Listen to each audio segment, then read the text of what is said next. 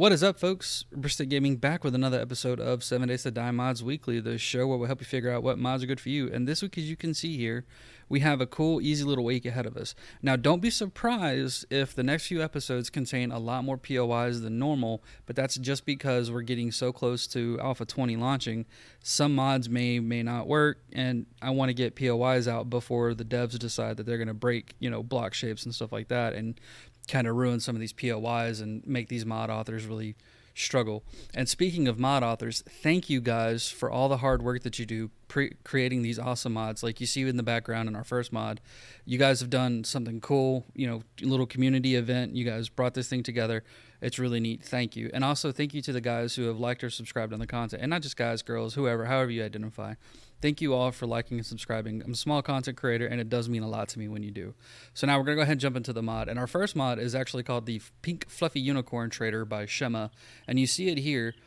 And the story of this is kind of cool. So Shema was saying that this kind of came about as part of the German community. They were talking about it in a Discord or a forum or something. I don't know exactly where.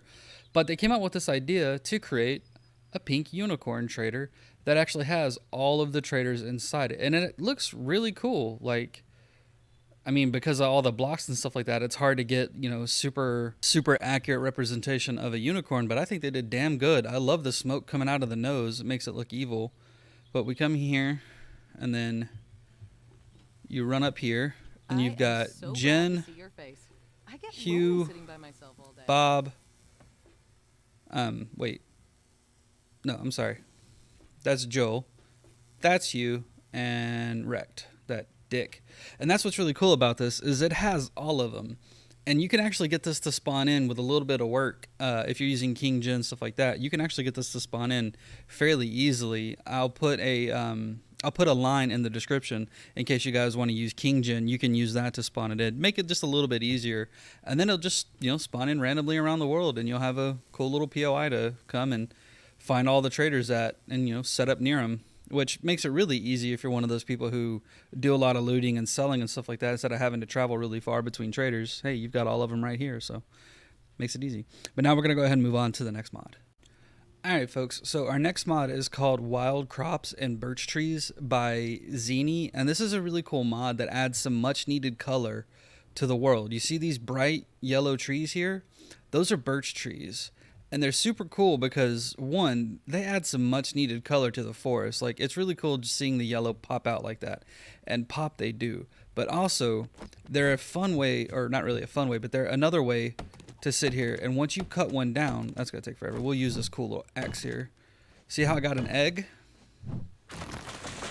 It gives you, while you're out farming wood and stuff like that, you no longer have to look for plants, for bird's nests. You get them from these trees. You get wood, and you can get eggs and feathers and stuff.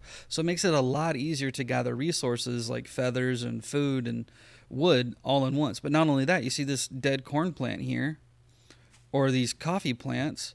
It adds, which I think is something that need to be done, but it adds wild crops out and about. So while you're out and about going places and doing stuff, you'll see just occasionally like corn or melons and stuff like that, which I think is something that has desperately been needed. And of course I say, you'll find melons and stuff, and I'm not seeing any here. Oh, come on. But you guys saw coffee, you see dead corn, and that's what's really neat, is it does add these things just scattered about. Like, look, here's a live corn. We can go ahead and chop it. We got one corn. Look, here's more corn. So it's something, it's another way to get these plants and stuff, because sometimes it can be kind of a pain in the butt having to figure out what POI is going to have them and looking for seeds and stuff like that. Well, now you have an easier source of them, and that's why I really like this mod. It's super fun if you're one that likes to go out and about a whole bunch, or you do farming and stuff. This will help out a ton. And with that, we're going to go ahead and move on to the next mod. All right, folks, so our next mod is called More Windows by Space Beans or Beaner03, whichever one they want to go by, or if it's multiple people. But it's really cool because just three simple little blocks. These three blocks here, you have a ramp window, a flat window, and a wedge window that lets you build something really cool. Now, the doors are from the Z-Tensity Unnecessarily But Beautiful. But the windows on that mod, I don't really like as much as I like these. I love that dark wood pop with the with the glass there, it lets you build some really cool stuff. You can build a really neat looking greenhouse. Now, unfortunately, because, you know, it's not how the game works, greenhouse isn't really going to do much for the crops, but it does look really cool. Or you could just put these in a house and it looks better than the windows that come standard with the game.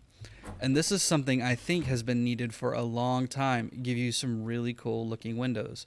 I mean, the building here, it's just something I kind of cobbled together over a few minutes just to let you guys see what it looks like, but it does look really cool. Like, I love this dark wood, especially those people who like to build these super cool intricate bases and stuff. This mod could really help out, you know, making your base pop a lot more, giving yourself, you know, some extra color, especially because just, you know, some of the paints in the game don't exactly look all that great. And if you paint the outside of the building, it still might not look great, but now you can have some accents and you can actually really work with it.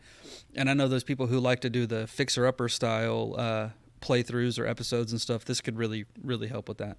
But now we're going to go ahead and move on to our last mod. Alright folks, so our last mod is called Action Skills by Jax Teller 718 and Hellraiser Man, and this brings back something that was taken out in the old alphas. I think like alpha 16 it might have taken it out, or alpha 17.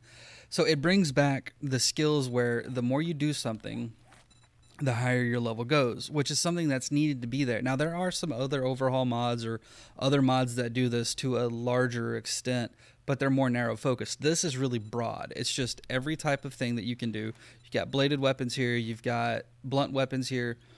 So what's cool about this is as you level them up, it shows, like here, blunt weapons, it goes up. So I have slightly less stamina loss, slightly more entity damage, until I come here to level 200 and scroll all the way down. Now it's 140% entity damage and 60% stamina loss, or less stamina loss, you know, which, you know, you can buy these with skill points, especially if you've got a mod or something that gives you just a ton of skill points, which some people do, or a mod that lets you, you know, level infinitely. This is really cool because now you have more progression.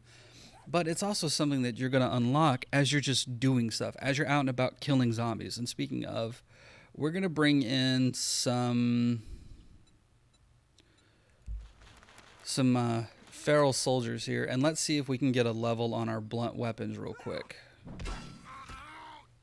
See, ooh, already blunt weapons level increased. So we're going to go ahead and take care of these guys. Since I'm in God mode, just go ahead and swing indefinitely. Come on. There we go. Oh, one left. He didn't want to join his buddies. But now, we come here, we go back to action skills. Now it shows level 3. Now we do slightly better. And like I said, you can buy these, you know, with skill points, but you can also just, as you level, as you do stuff, they're going to level up.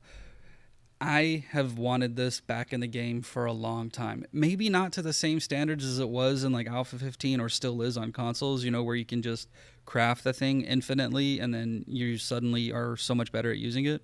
But where you actually have to go out and use it, because to me, it just makes a little bit more sense, and it brings not necessarily realism, but like a better progression to the game, because you're going to progressively get better the more you do it, which I think is something that should have been there for a long time. But with that, folks, we are done for the week. Thanks for sticking around as long as you did. I hope you had fun. Make sure you like, subscribe, drop a comment down below. Let me know what you think. Have fun. Take it easy. We'll see you next time.